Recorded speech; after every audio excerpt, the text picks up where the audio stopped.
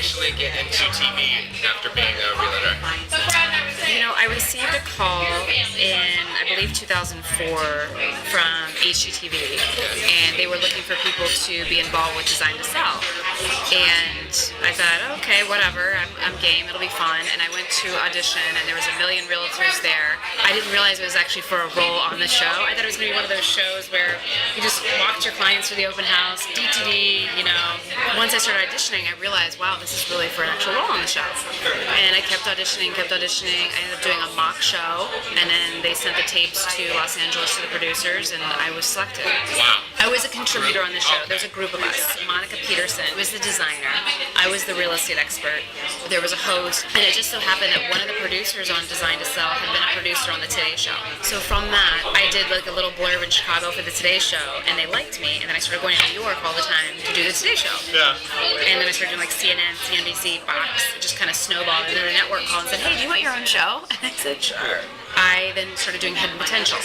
I was the host, and then I had two designers/architects who would show clients, like, okay, here's a $500,000 house, you have a $200,000 rehab budget, this is what it's going to look like when it's all done. Yeah. And then we would show them and give them options. It was fun. Yeah. I mean, we must have done over 130 shows, so it was a lot. So during that time, are you still actively working as an agent? I was. Okay. It was insanity. That's back when, I was single and I could manage it.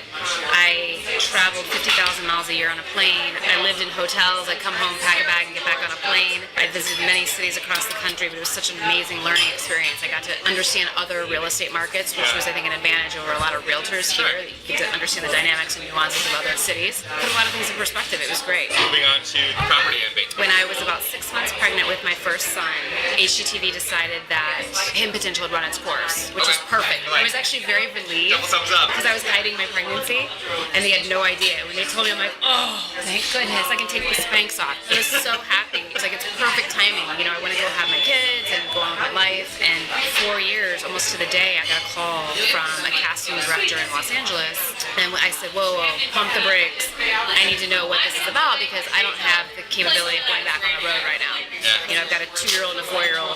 My brokerage business takes up all of my time. Absolutely. They said, well, actually, it's a panel show, snarky commentary with Jeff Lewis and Mary McDonald, where you just break down houses and design. I'm like, I'm in. Sign me up. Because I knew I would just have to go to Los Angeles a handful of times to tape, and then I could come back home. It wasn't going to take long stretches of time. I ended up auditioning via Skype, and then they liked my audition, and then I went to Los Angeles and auditioned, which was the most crazy audition process I'd ever been a part of. They kept taking us one by one into another room with Jeff, Mary, the host, and then the producers, and it was called a chemistry test. And so they just kept rotating us out. We'd audition, and we'd go back, and they were eliminating us one by one in the room. It was down to myself and one other. And they said, we'll call you. And that was it. Yeah. And so for 2 weeks, I didn't know. They emailed me and said, hey, we want to do a conference call. I'm like, oh, here comes the letdown. I got a prepared speech. I'm all ready. Thank you for the opportunity. You know how it is. And they were like, hey, how would you like to join the Bravo family? It was amazing. And then rehearsals started. So I went out to LA a handful of times to do rehearsals with Jeff and Mary and Steven. That was a learning experience. Yeah. Jeff can be a handful sometimes. Okay, so that's real. Yeah, Okay. it's legit. But it was fun. It was an amazing experience. We had a blast. It was so different from what I was used to. This was actually at a sound studio in Los Angeles. Yeah. It was cool. How long did you have to be out there to shoot all your stuff? It varied. I'd be there 3 or 4 days, and then at one point I was there almost 10 days. Wow. That was a long stretch. Someone who's traveled everywhere, you do a lot of time in LA as well. Why are you here? I love that question because I have a lot of people ask me that. I grew up in Columbus, Ohio, and when I graduated from Miami University, I moved to Los Angeles, and I lived there for over 5 years. And I knew after September 11th, I had to be back in the Midwest, closer to my family, and back where I felt like things were normal. Yeah. But I also knew that I wanted to live in a big city, so Chicago was the option. When I landed here, I didn't know a ton of people, and I immediately got my real estate license and just kind of hit the ground running. But everyone I would meet when I first met, you picked the best city. This is the best city on earth. I'm like, have you ever lived anywhere else? They always say no. I'm like, well, then how can you formulate an opinion, make such a bold statement? And now I've been here 13 years, and honestly, it's the best city. And the reason being is that we're on a body of water that can easily be mistaken for an ocean. It's so easy to travel.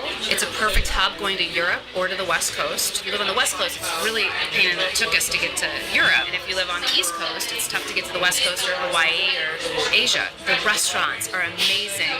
Look at all the sports teams. I'm a Blackhawks fanatic. Just everything that this town has to offer. And then the people. The people are so nice and so friendly and so welcoming. That's a kind of place that I want to raise my family. I couldn't imagine leaving here.